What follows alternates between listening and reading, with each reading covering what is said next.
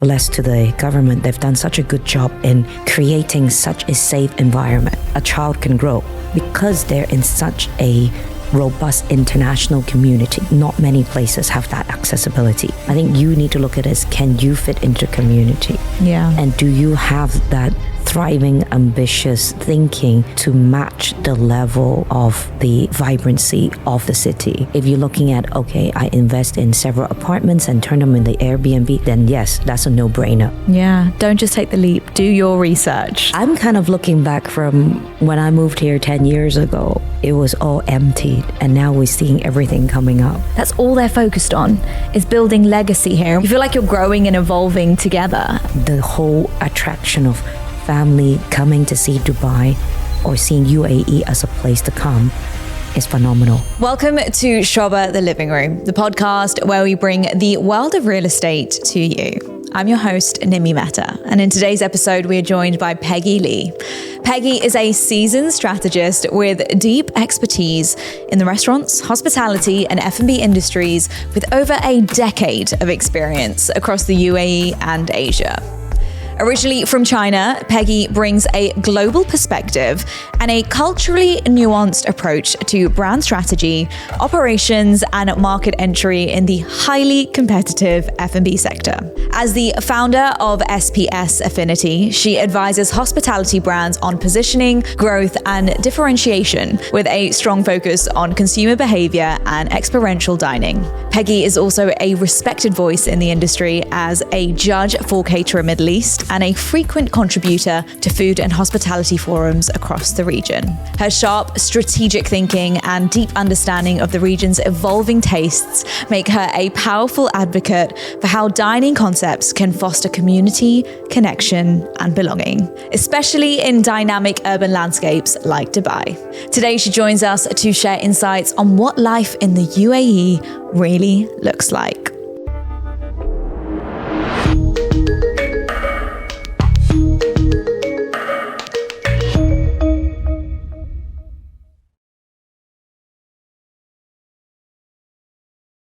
Peggy Li. Peggy, welcome to the show. Thank you for having me. Absolutely. Today's episode, we are focusing on what life in the UAE really looks like.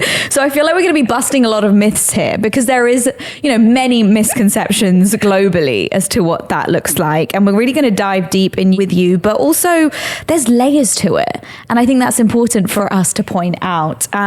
Firstly, what I would love to do is give you an opportunity to introduce yourself, give a bit of an understanding to everybody what it is that you do and why you are the perfect person to speak about this topic here today. Well, I am a very global citizen, shall we put it this way. So Hong Kong born Chinese, went to UK for secondary school, university, and then worked in the field of Michelin-starred luxury hotel and restaurant for a good 15 plus years. Wow. Then landed in Dubai back in 2016, gone through all the ups, downs, ugly and pretty. During the Expo 2020, was the food and beverage consultant for China Pavilion and several other country pavilion. So when everyone was going through the loss, the wonder, my company was actually thriving during the COVID period because of the Expo. And then since then now, we've put together a very nice hospitality consultancy. So we're the only one that in the region that does Chinese marketing strategy and Chinese social media, helping hotels, restaurants, and whoever wanting to grab a piece of the Chinese market in front of the Chinese consumer through the lens of social media to cultivate themselves. Wow. I still judge, I still speak at all the different hospitality and restaurant circles. Yes, so it's a whirlwind, really. I think one thing that's important to point out, especially on today's topic, is that I get asked the question a lot, which is Dubai home now? And the question I ask back is, define home. Because I feel like now, you mentioned yourself, you're such a global citizen, and so many of us feel that now. The world has become so much smaller. So what defines home in a global, multicultural city like Dubai? I think first and foremost is how comfortable are you with that place? Let's set aside whether it's Dubai, Abu Dhabi, or London or elsewhere. How comfortable are you at this place? And how much now you know the place so well that when you go travel elsewhere, you miss going back to this place that you're staying at. So that's how I would define as a home to start with. Right. Do you miss Dubai then when you're away? I do. And actually, it's a very funny one. So I have 2 teenage children. So whenever people ask them, well, where are you from? And the first thing they always say, well, it's a bit complicated. So mommy's from Hong Kong, daddy's from Malaysia. We were born in London, but we are brought up in Dubai and we think Dubai is home. So it takes a kid a 5-minute to explain who they are. So I think for us in this topic of, well, where do you define home? I think for them it's even more harder to describe it than we do. Totally. And I think as generations go, it will even become harder for them. No, that's a great take. And I think I definitely relate to that in terms of home. And it's that comfortability. It's where you also belong. And here, Dubai is so multifaceted. And everywhere you look, you can see someone who looks like you. So that belonging is incredibly important for all of us. I think to bring it back to and how it really relates to real estate and in particular this podcast is that cultural identity. How does it then be portrayed when it comes to real estate? And how do the two connect really to remain globally appealing? I think if you look at it with different properties, is about the layout. You know, everyone seems to have their perfect thinking of how I want my house to be, you know, how many bedroom, where does my bedroom going to face, whether there's a balcony, etc. So with the different development, with the different layout, everyone will find their jigsaw puzzle to club themselves within. That's the way I look at it. And if you look at a building, whatever, a community, also it's about the infrastructure, schools, transportation, accessibility. You know, these are all the main factors when all of us look at when we look at where to stay. It's not only about the price point. And I think that when you were saying that, what was coming to mind was me thinking about all the places I've called home before. And I think it's that emotional connection and building those memories, you know, kind of like in a movie when they have a flashback and they're remembering that time they were riding that bike down that road, and that emotional connection that all of us so thrive and so strive towards, I think is really important. And I guess real estate comes into storytelling as well, in terms of the architecture, in terms of the infrastructure and the community. Do you think that Dubai has caught on to that and communities are aware of that? Developers are aware of that? I think they definitely are, because we've seen such an evolution now, considering, you know, from the days that we still see all these time lapse of seeing there was no Sheikh Zayed Road to there was Sheikh Zayed Road, then there was the build of the Burj Khalifa. So we see the whole evolution of how the expatriate community has evolved themselves. So now we see a lot of very signature residential neighborhood area that we all thrive around. Credit to a lot of the developers who've done a great job in creating that, because as what I said before, is the accessibility with the schooling, etc., that builds a community, because you need the homes with children so that you know these people will stay at least a 5-year lifespan. And then you still have the city dwellers, like the couples who still like areas like Business Bay, for example, because it's fast, it's accessible in their needs. So there is all the different flavors to fit out different cups of teas. Shall we look at it that way? Yeah, definitely. There's something there for everyone. It's interesting because there's been such a shift from, you know, Dubai many years ago used to be people would come over as single solo entities, come and work, head down, hustle, make the money, leave. It was very much a transient city. But now there's been a huge shift. Families coming over, people raising their children here. That shift, do you think that is going to continue in that direction? Well, absolutely. Actually, in fact, the whole momentum that got me to take on the role that propelled me to Dubai back in 2016 was because of family. So I wasn't living in London, and childcare, 2 of us were working. It was just get to the point that either one of us have to give up the job or give up our career to foster a family. But then neither of us thinking, well, why should we compromise? So Dubai then gives that infrastructure to say, well, okay, we have the accessibility of care, we have the accessibility of schooling and everything else. The other thing is Dubai, and blessed to the government, they've done such a good job in creating such a safe environment. Safe environment to the extent that we all know that our kids would not have any mishaps in anything, and then there are all the different availability in terms of entertainment as well as the sporting activities that make sure a child can grow. For the fact that my son, when he moved over, he just turned 2 and now he's 11, and because they're in such a robust international community. But for us to live in a city with over 150 different nationality, not many places have that accessibility. And having this global, I think, atmosphere of how the way that they live at, clearly the whole attraction of family coming to see Dubai or seeing UAE as a place to come is phenomenal. Yeah. I couldn't agree more. When people ask me about Dubai, I honestly feel like I sound like I work for the government because of how highly I speak about Dubai from my experience. And I say, yes, but it's the energy. You don't understand the energy. You only know it when you come and live here as a resident. You won't really get that energy when you're coming to visit on a holiday. No. But what I speak about is the soul of the city. And when we speak about the soul of the city, I feel every city has this in the world. How would you best describe the soul of Dubai, if you had to, in a few words?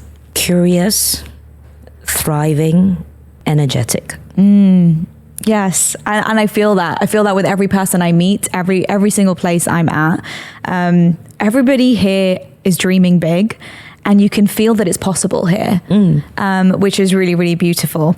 Peggy, I want to shift and now speak about community builders, because I think this is very important for those that are listening right now. We spoke about one word earlier, which was belonging, and what real belonging actually looks like. Now, the infrastructure we touched on, these communities and these developers are really focusing on that to ensure everybody feels like there's something there for them. But also, there's been a bigger shift towards a lot more lifestyle-led master plans when we're talking about wellness or curated experiences, luxury integrated living. It has been such at the forefront of so many new developments that have been released. Let's talk about that, because I think that wellness isn't just a trend. It truly is here to stay, and people now are focusing more on their well-being and how it really integrates into their life. How have you seen that shift since you even moved here? I think the latest evolution, because of I being in the luxury hotel and restaurant sector, we're seeing more and more people enjoy the hotel service apartment style of living, yet they're in their own home. So if you look at it, that's also part of wellness. Is we all enjoy holidays, we all enjoy going to stay at different hotels, etc.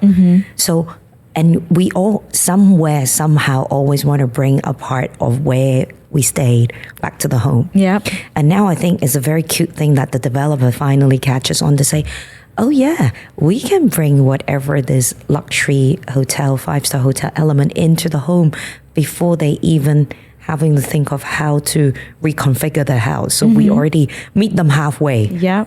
So I think that's one of the things that we see this is a trend to stay, because back to where I was saying before is the accessibility and the evolution of what we deem as accessibility has evolved. Evolved to the extent that it's not about the wellness, it's not about the comfort, it's about even the technology.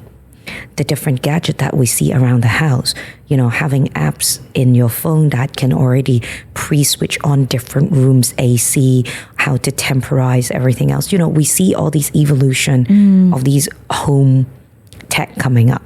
And then in China, they just go crazy with the robotic dog going to pick up your delivery for you. You know, I'm sure some of you guys will start coming and say, yes, you'll get your robotic pet to pick up your grocery for you from Spinneys or however else, just in case of anyone listening out there. Yeah. Or even having your own little drone, you know, to pick up your grocery from wherever else and just bring it back to the balcony. Hey, it will happen. But this is where I think this become interesting for the developer because of the fact that there is the shift of the accessibility.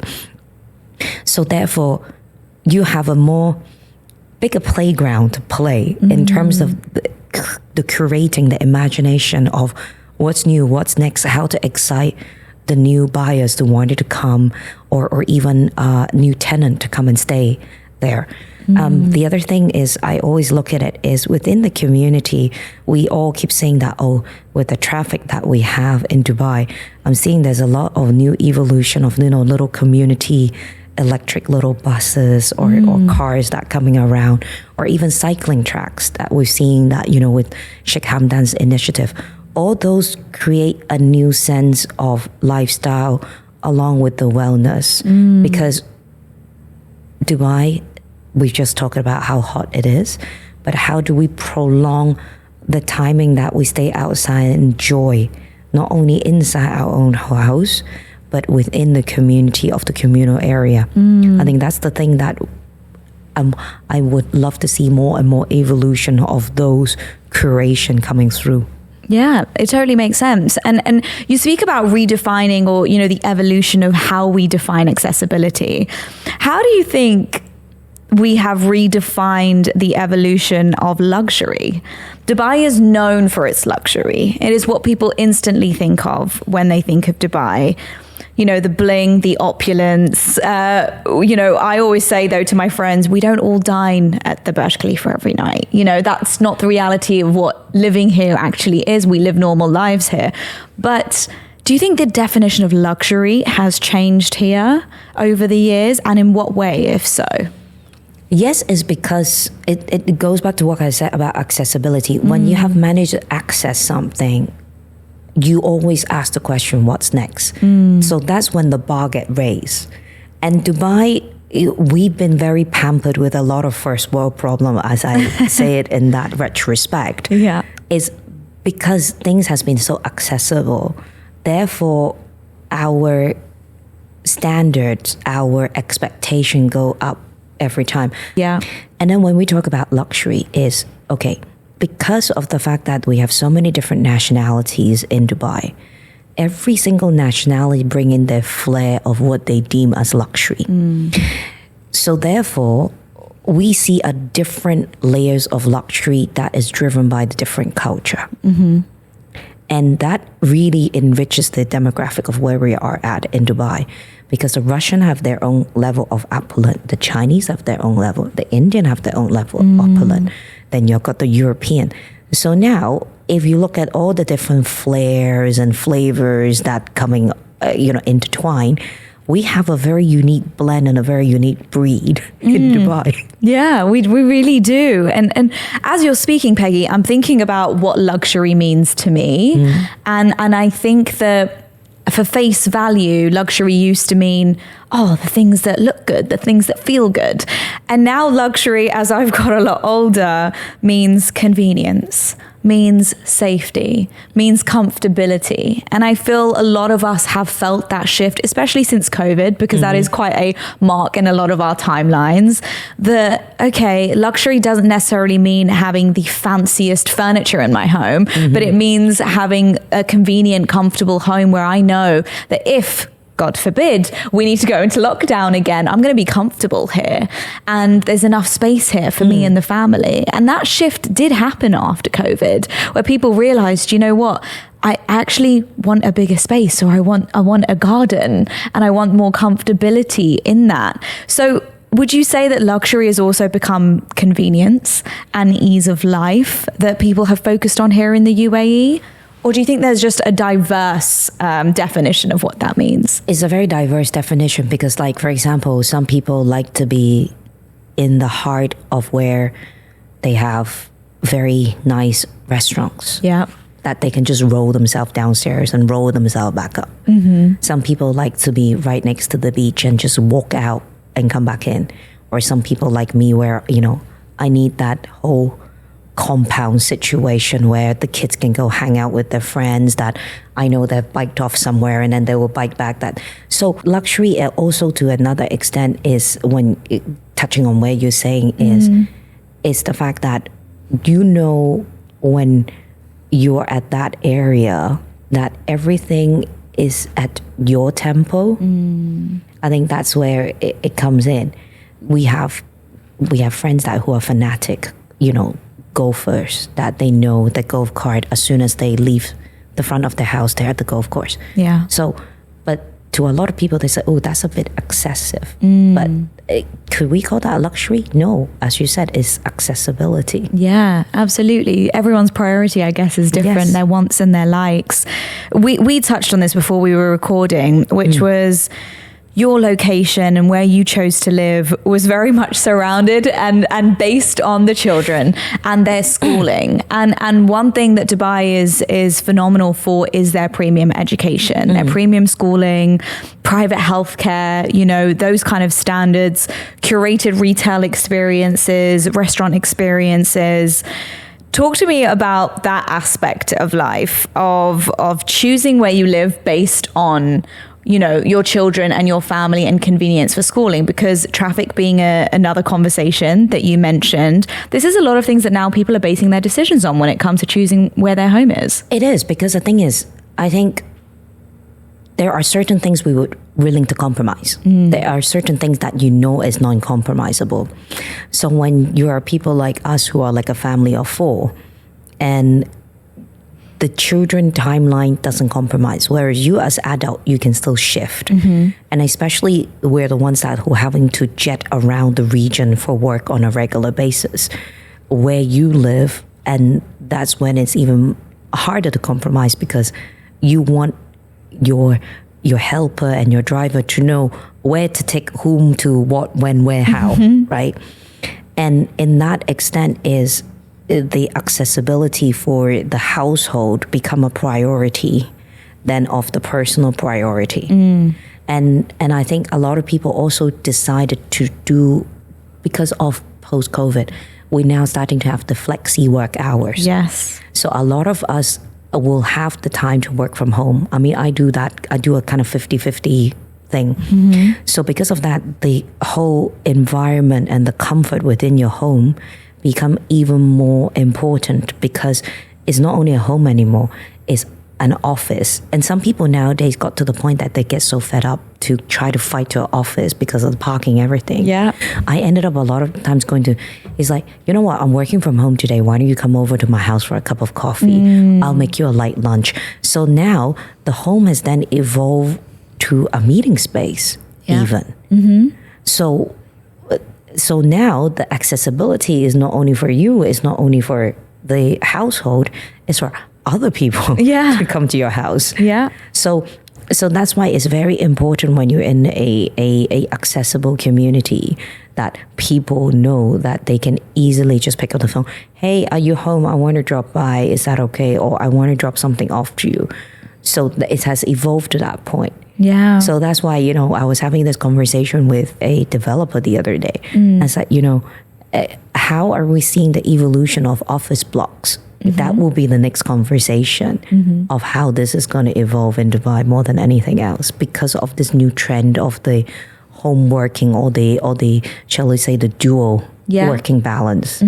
Yeah, absolutely. I think that's a great point to make. And I think what came to mind then as you were saying that was functional homes as well, ensuring it's a space where you feel comfortable to relax and be, but also where you can feel inspired and where you can get work done and where you can be productive is so important for these kind of flexible roles that a lot of us play in this day and age.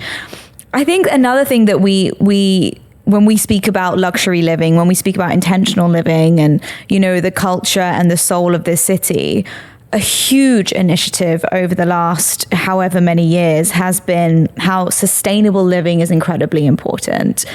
that has been at the forefront for the government, for our leadership, for our developers who are now understanding that is also a priority to many, many people.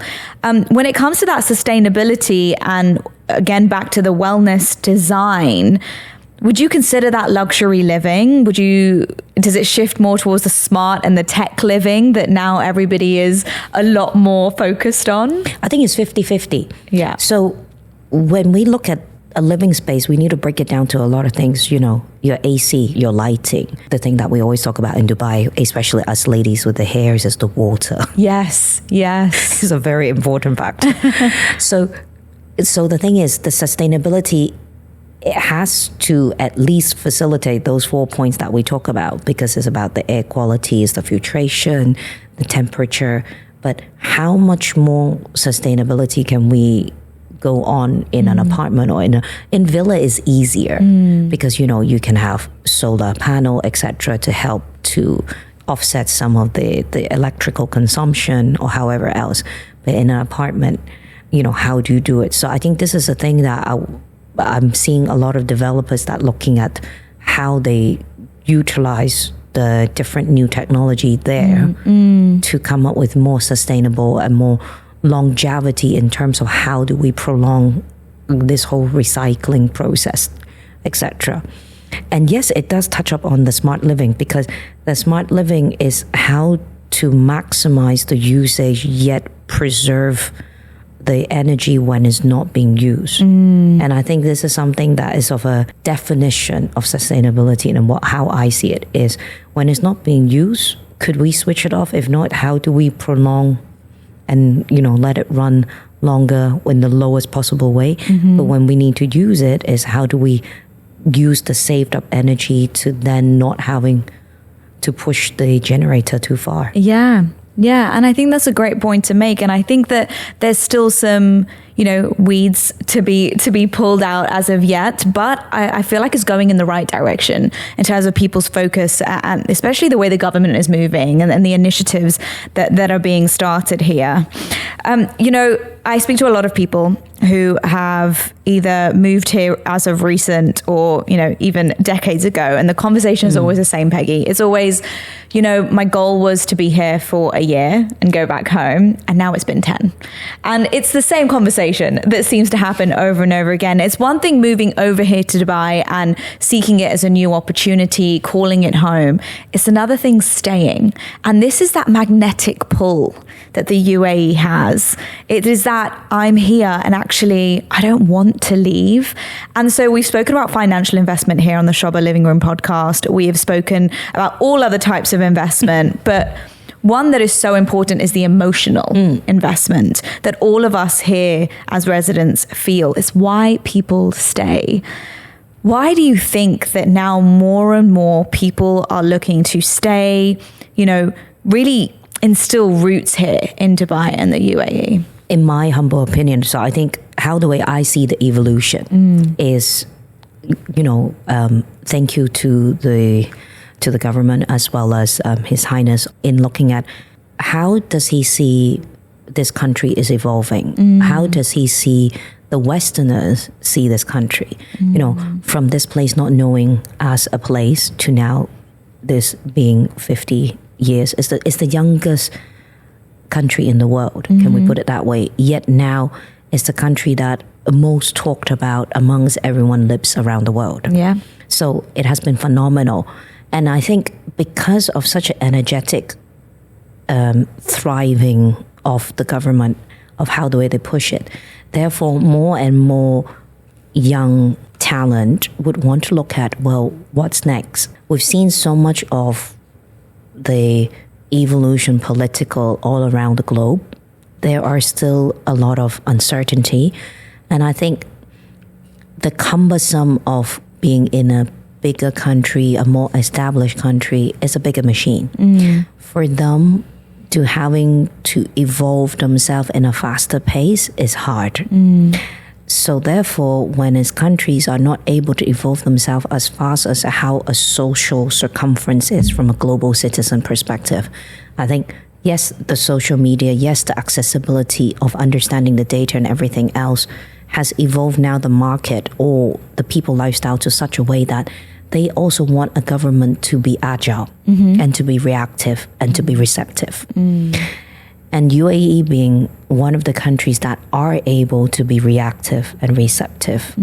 So more and more talent they will attract. So therefore, a lot of people might at the beginning think that I'll come and try. But as soon as they come here, say, because of such a forward thinking and because of such agility the country has, people feel that comfort that they want to call it home, because they know that if they want to fight a piece of their future, the country is there to allow them to fight that piece of future without having all the red tape and etc. Yeah. So this is how I see it. You will have more and more people who call this place a home. But when you're a thriving and you are wanting to build and propel your career or whatever the aim that you have, this place can definitely be a place called home. Yeah. What you said was so beautiful, because I think it leads to legacy. And a lot of people here who are living here, people in my circle, in my network, that's all they're focused on, is building legacy here. And when you're in a country that also is building their legacy at the same time, you feel like you're growing and evolving together. And I think that's a really, really powerful thing. I would love to ask you, how do you think, I mean, you yourself have your, fingers in multiple different pies when it comes to yourself as an entrepreneur. The amount of things that you do is phenomenal. Would you say that your ambition and your drive has coincided with Dubai's ambition and drive? Do you think that has been a massive decider for why you settled here? Totally. I think the thing is it goes back to a conversation a while ago. It was from Isam, which is the chairman of Dubai Tourism. So he was doing a road show, and then he was saying that, why Dubai has been such a phenomenal place from a touristic perspective.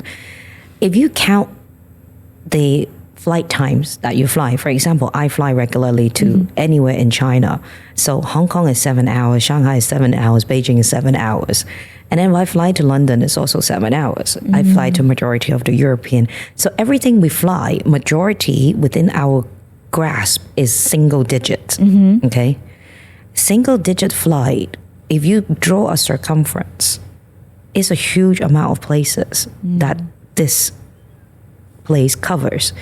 So therefore, with that, it helps you to have that, going back to the terms of accessibility, because let's say after this week, as I told you, I have to fly over to Kazakhstan for work. And going to Kazakhstan is only 3.5 hours.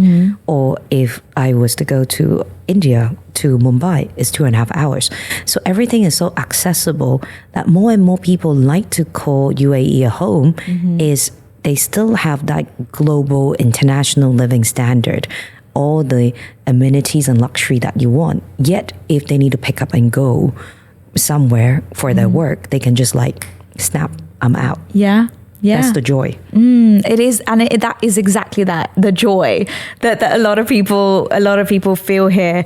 I'd really like us to look ahead now. You've already mentioned a couple of points of where you would like to see the evolution of living here in the UAE. What are you thinking? The future of luxury homes, the future of living here in Dubai. We spoke about sustainability, tech, AI, enhanced living, this kind of focus on community and bringing everybody together. Bespoke experiences as well that I think are incredibly important. I mean, Sobha themselves are innovators as developers when it comes to that kind of focus with Sobha One, Sobha Solace, multiple projects. Sobha Reserve being such a phenomenal one as well, with such a focus on greenery, being around nature right in the middle of Dubai. What are you looking for when it comes to the future? You have your children here. What do you think everything will look like for them when they're grown up and furthermore even calling Dubai home? I'm kind of looking back from when I moved here 10 years ago of how much still desert areas that, when you go to the back of Global Village, it was all emptied, and now we're seeing everything coming up. Yeah. Even this area with the whole Sobha, I remember when I first came, it was just all you see was just pythons and and sand then I see the Maidan race course, and that was it. So I think if you ask me, the evolution is we will see more and more communities in different shapes and sizes to come through. Obviously, with the Sheikh's initiative, with this whole cycling belt thing that we're about to see, I think that will be a very interesting ecosystem, because from that, then we will see different types of developer will come up with different development to enhance or even to club with that whole ecosystem. Then that would also then bring up a different level of transport, because now, you know, we all suffer through the whole bumper to bumper situation, and we've seen the whole announcement of drone taxis, etc.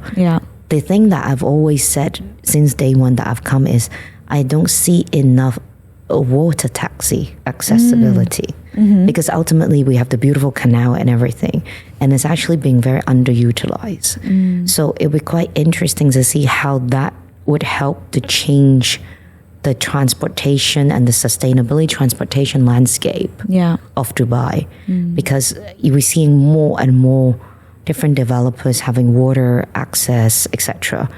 But yet having them built it, but having the actual vehicle and a proper ecosystem to run it, it will be an interesting conversation. Especially areas like the Palm, that, you know, and I know every time we go in and out is one way in, one way out. If there are any car crash, we have an issue.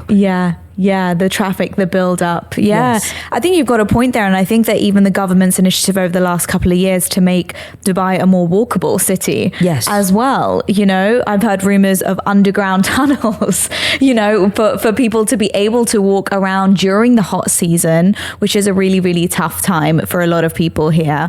But I think that the focus specifically when it comes to developers and living is that luxury is redefining itself as we evolve and as we move, and as new and old people come in and out of Dubai. It is that sense of community that I think is the most important, that I didn't feel 8 years ago, and that I very much feel now. I don't know about you, but you know, when I'm in my apartment building, 8 years ago, I would never have even said hello to anyone, wouldn't have even known my neighbors. And now we all know each other. I know the names of their kids. Because before, like, everyone would just like, you're like, oh, someone have moved out. Oh, someone have moved in. So you by the time you start seeing that face, you start building the trust, you want to start conversing with that person's already gone. But nowadays we see people are staying here longer, because we definitely see that happening. Especially when we see some of the restaurants that we were talking about, is we've now seeing restaurants that are building legacies and having to be thriving for awards. And, you know, for you to get a certain accolade, you need at least 3 to 5 years under your belt. Otherwise, it would not be able to get to the stages of where they're at. Get to that level. Lastly, Peggy, I would love to ask when it comes to, you know, Dubai and living here, do you think you will always have a base here? I very much think so, because I think it's going back to what I do and being a Hong Kong or a Chinese person, you know, with the whole China-Arab Brotherhood, with the Road and Belt Initiative, there are more and more things that we will see. And this kind of stemmed back to another conversation I had before, is with the region having the highest demographic of 18 to 35-year-old, with you know, in particular with the Kingdom and Egypt, this whole region will be a shifting focus, because you have more and more aging population around the globe. Where do you see the next set of thriving working community? I think this is the area where it's going to be.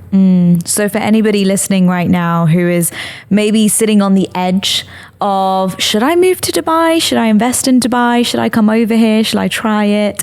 What would you say to them? I think they should definitely give a proper research to look into what is their own personal USP, or how do they see now with where they at, would they be able to fit in the community? Let's not ask whether the community can fit you. I think you need to look at it as, can you fit into community? And do you have that thriving, ambitious thinking to match the level of the vibrancy of the city to come here. I think that's the first thing that I always ask from someone who's thinking of moving over here. Now, when you're looking at it from a global investor perspective, Dubai is definitely somewhere that is worth investing. But on the point is, what would you want to invest into? I think that's why it requires some more of that research, because if you're looking at, okay, I invest in several apartments and turn them into Airbnb, then yes, that's a no-brainer. Go for it. But if you're thinking of, investing into villas and etc., villas takes a little bit longer. And then, or you're someone and thinking, well, I want to come here, I want to hop in and out, then okay, which area would you like to stay at that turns where you live as well as into a home office club into one? Yeah, don't just take the leap. Do your research. Exactly. Yeah, look into it. Peggy, I want to thank you so much for your time. For having me. For coming on to the episode. And hopefully we look forward to having you back one day. And good luck with all that you're doing. Thank you so much. Thank you for your time. In the next episode of Sobha The Living Room, we are joined by a guest who's lived and helped shape the full spectrum of lifestyles the region has to offer. Subscribe on YouTube or follow us on your favorite podcast app and get ready to see the UAE through a whole new lens.